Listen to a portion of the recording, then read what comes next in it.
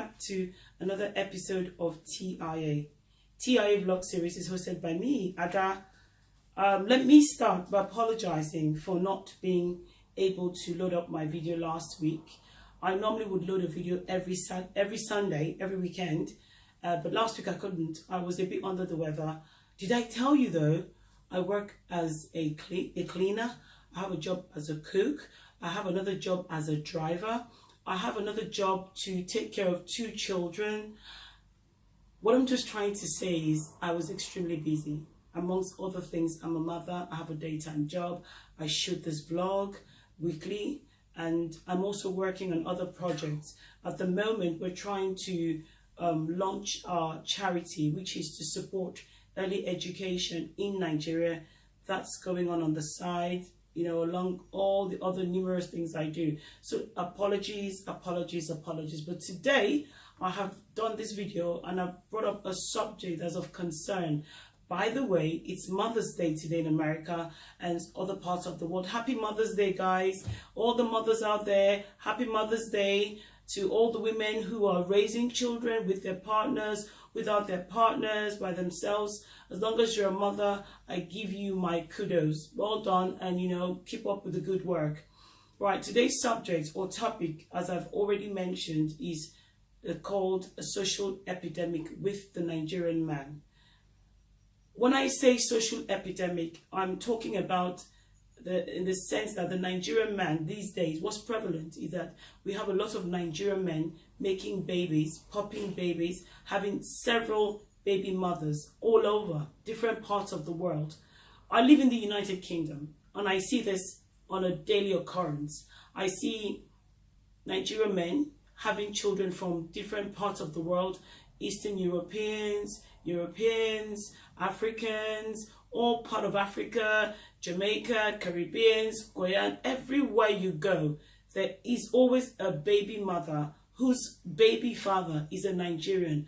Now my question is why? What is the reason behind this?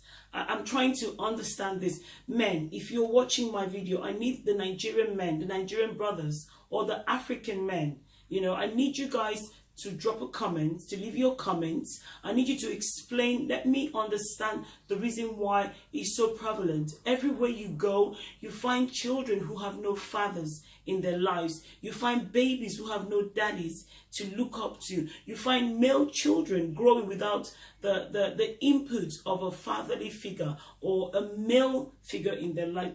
This is so, it's becoming really, really embarrassing. And I just want to understand the reason why.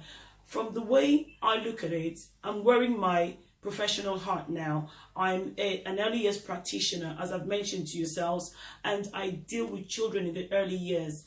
And part of that training is to understand the impact of the absence of a male figure or father figure or any parental figure in a child's life. Right, when a male child is born, the male child's early relationship that it ever forms is with its mother. We all know the reason why, because the mother is the one that conceived the fetus and bore the baby, etc., etc. But the most important thing in this research is this: the male child forms the first relationship with the opposite sex with his mother. And that relationship goes on to his sister, for those who have sisters. And those who do not have sisters end up in a relationship with a wife or a girlfriend, and eventually a marriage, and then they bear their children. I always go back to the roots. I'm African, I'm a Nigerian. And in Nigeria, specifically, I'm looking at the Nigerian man now.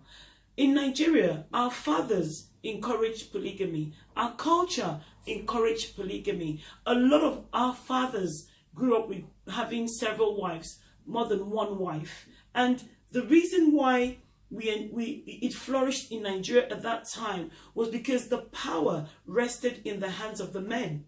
The men, which is our father's generation, they had powers. Their powers in their wealth. And because of that, most women, which was our mothers, they stayed in polygamous homes, polygamous relationship without a voice. Our mothers didn't have a voice back then. Our mothers stayed because of the security they had in that marriage, the security their children would eventually have in growing up, which was very wise and which was all our mothers knew. Now, coming back to our time, our era now, the men are also somewhat adopting polygamy, albeit that the women are not under the same roof as the men. Our fathers kept their wives under the same roof, and where they didn't, they got another property with, for that wife and her children. And our fathers visited those other wives. The other wives in the main property or the main home knew about the other wives. They knew each other and they lived amicably. There was a form of control. Our fathers exerted control over their dynasties, their women, their wives, their children, and they cared for these children. However, they went about it in their own understanding, their own primitive ways, or their own lack of educational, ways. They did, impact in their children's lives one way or the other. But these children that were born into such homes may have picked up one or two things. The reason why I'm taking this, I've gone as far as our parents' time, is because I find that some of these men, Nigerian men, who are going around having these children recklessly and sometimes irresponsibly, I try to understand the roots of the problem. And I go back to the family. I go back to the background of these men. I go back to the homes these men grew up. I need to understand, what are your backgrounds like? What were your childhood like? What was your growing up like?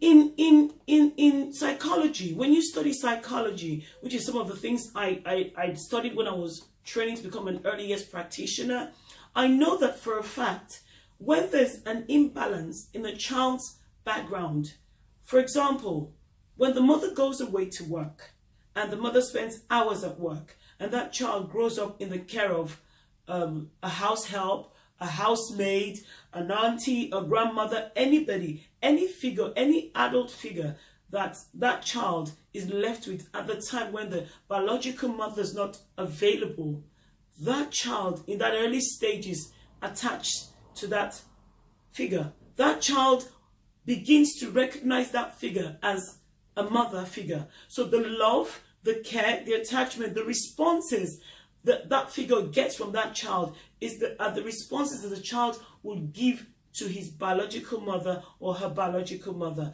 Now, back to our subject, why are Nigerian men having children recklessly? I begin to wonder, are there issues in this men's background that needs to be addressed? Are there issues that their mothers perhaps have missed out? Are there issues that even the men themselves do not understand that they're dealing with internally? It could be an issue of an abandonment. It could be an issue of a loveless childhood. It could be an issue whereby the parental figures in the lives of these children were not impactful enough. There's several issues, personal and emotional issues, that which I believe could be the result why these men are moving from woman to woman to woman, having strings of baby mamas, having strings of girlfriends, and yet some of them still have wives at home. Some of them might just have, might even be in a serious relationship that they've promised the woman or the ladies that they're going to get married to, and they still cannot help themselves but, move on to the next woman who's available. Now, let's look at it from another angle. The women. Yes, the women. For every man that pops a baby with a woman, the woman has a role to play. You women, us women, what part are we playing in this whole triangle? Yes, the man comes to you. Yes, the man does this. Yes, the man says this. You see, only desperate people believe everything they're told. And if a man comes up to you with the best of intentions and tells you A, B, C, D, E, you know you're African man. We know the way the African men are built. We know their model. We know what is expected from an African man. if you're an African. But if you're not an African and you're non-African and you fall prey to dating a non-Nigerian, you might likely fall prey to one of these type of Nigerian men. Please don't get me wrong. There are good quality Nigerian men out there. There are good quality Nigerian men that are good fathers, you know, but there are also this few that are actually in this category. I'm not trying to demonize even the few that fall under this category. The essence of this vlog today is for me to actually bring it out to light and to make these men understand that their problems are they're more mental, they're more emotional rather than physical. I know that there might be things in their lives that the men may not have come to terms with. And as Africans, as Nigerians, we're not usually in the habit of discussing our problems. Instead of even acknowledging them, we don't acknowledge our problems, we don't discuss our problems, we don't share our problems. It's even worse with the men. I know the macho thing. I understand that men are men and men will continue to be men. But I urge you through this vlog today, Nigerian men, if you're one of those men who have children and you're not in the life of those children, please take a moment and think about your own childhood. Think about the things that were missing in your life. Why would you want your children to also experience that? And for the women, I want to leave the women with a message today. Rather than bickering and having beers and having ill feelings towards one another, women, you should work together. If there's another woman in the picture that has a child for your man, you should actually encourage your man to be a father to those children so that he will be a better father to your own children in the event that you do end up having children together. I want you to remember, this is not a monologue. I want to hear your comments. I want to hear your opinions. So please feel free, leave your comments, send me your messages. I will respond. And please follow me on Twitter, follow me on Facebook and on Instagram. Until I come your way next week in my new vlog, have a lovely week and don't do what I wouldn't do. Bye.